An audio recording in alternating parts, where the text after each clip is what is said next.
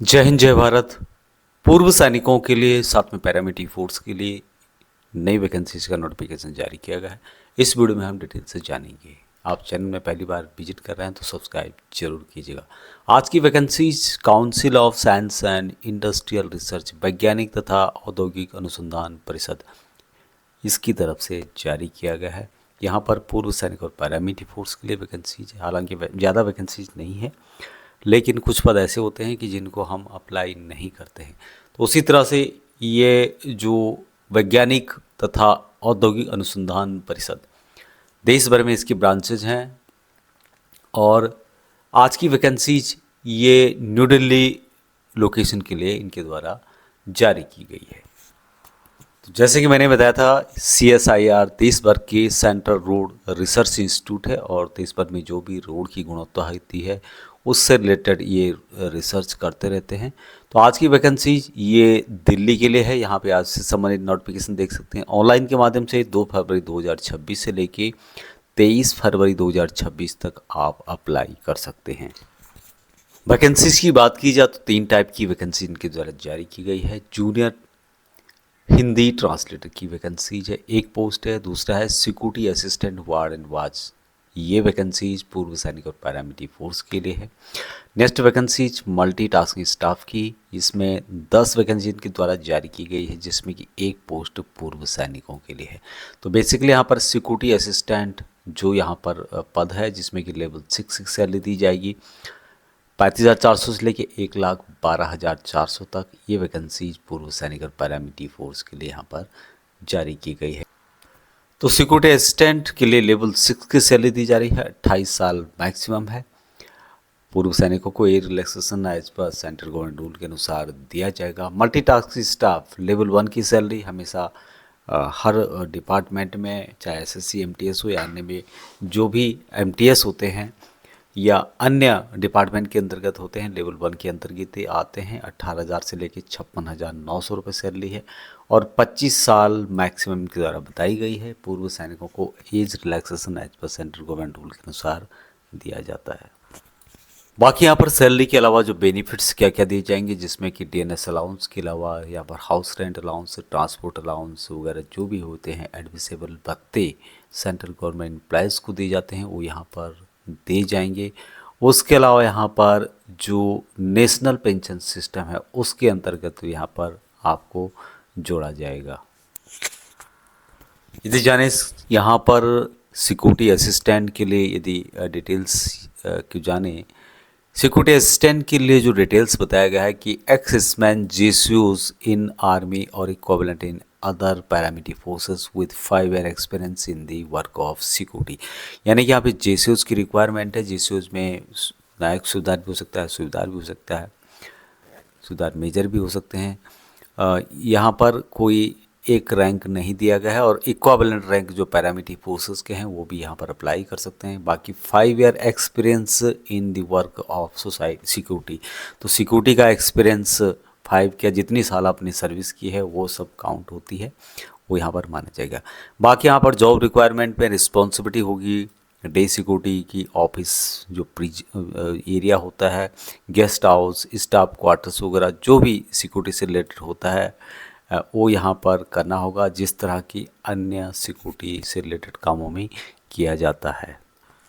Security assistant के लिए जो यहाँ पर सिलेक्शन प्रोसेस होगा, सबसे पहले कैंडिडेट ऑनलाइन फिल करेंगे, उनका क्वालिफिकेशन, एक्सपीरियंस वगैरह जो भी उनको नेसेसरी लगता है वो यहाँ पर देखा जाएगा, स्क्रीनिंग किया जाएगा सिलेक्शन कमेटी के द्वारा और फिर उनको इनवाइट किया जाएगा पर्सनैलिटी असेसमेंट टेस्ट के लिए और फिजिकल टेस्ट के लिए। अब यहाँ पर जो पर्सनैलिटी असेसमेंट टेस्ट होगा जो कि OMR बेस्ड होगा, कंप्यूटर बेस्ड भी हो सकता है, दोनों में से किसी में हो सकता है। मल्टीपल चॉइस क्वेश्चन यहाँ पर आएंगे जो कि हिंदी और इंग्लिश बोथ लैंग्वेज में होंगे। 100 क्वेश्चन आएंगे जिसमें कि general intelligence, quantitative aptitude, reasoning, problem solving इससे रिलेटेड पूछे जाएंगे। 100 जो मार्क के होंगे, 100 क्वेश्चन, यानी कि प्रत्येक क्वेश्चन 1 मार्क का होगा और निगेटिव मार्किंग यहाँ पर नहीं रखी गई है। +2 लेवल का यहाँ पर पेपर आएगा और 1 घंटे और 30 मिनट का टाइम आपको दिया जाएगा। बात करें यहाँ पर फिजिकल स्टैंडर्ड की, तो फिजिकल स्टैंडर्ड के लिए हाइट मांगी गई है 167 सेंटीमीटर, 80 सेंटीमीटर आपका चेस्ट होना चाहिए, फुला करके 85 सेंटीमीटर है। जो हिल एरिया के हैं उनके लिए 165 सेंटीमीटर हाइट रखी गई है, चेस्ट सेम रखा गया है, और एसटी कैटेगरी के लिए 162.5 रखी गई है। बाकी यहाँ पर आप देख सकते हैं फिजिकल जो टेस्ट यहाँ पे होगा, जिसमें कि 1600 मीटर का रन होगा 6 मिनट और 30 सेकेंड में कंप्लीट करना होगा। बाकी यहाँ पर लॉन्ग जंप, चिन अप्स होंगे, पुशअप्स होंगे, सिट अप्स होंगे, उसकी जानकारी भी यहाँ पर दी गई है।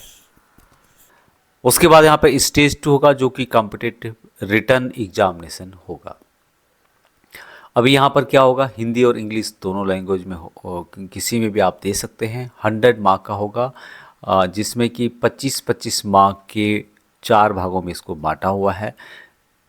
कॉम्प्रिहेंशन होगा, रिपोर्ट राइटिंग होगा, सिक्योरिटी रेगुलेशंस होंगे, फायर फाइटिंग से रिलेटेड क्वेश्चन पूछे जाएंगे, जनरल अवेयरनेस से रिलेटेड क्वेश्चन पूछे जाएंगे। ये जो होगा +2 लेवल का होगा, और 2 घंटे का यहाँ पर टाइम आपको दिया जाएगा। नेक्स्ट पोस्ट है मल्टीटास्किंग स्टाफ की, ग्रुप सी का एक पद है, और यहाँ पर भी सिर्फ और सिर्फ एक ही टेस्ट आपका होने वाला है। ओमआर बेस्ड या फिर कंप्यूटर बेस्ड हो सकता है। ऑब्जेक्टिव टाइप के यहाँ पे क्वेश्चन आएंगे, क्वेश्चन हिंदी और इंग्लिश दोनों भाषाओं में होंगे। 10th लेवल का यहाँ पर पूछा जाएगा, और 10th ही एजुकेशन क्वालिफिकेशन मांगा गया है। 150 क्वेश्चन होंगे, जिसके लिए कि 2 घंटे 40 मिनट का टाइम आपको दिया जाएगा।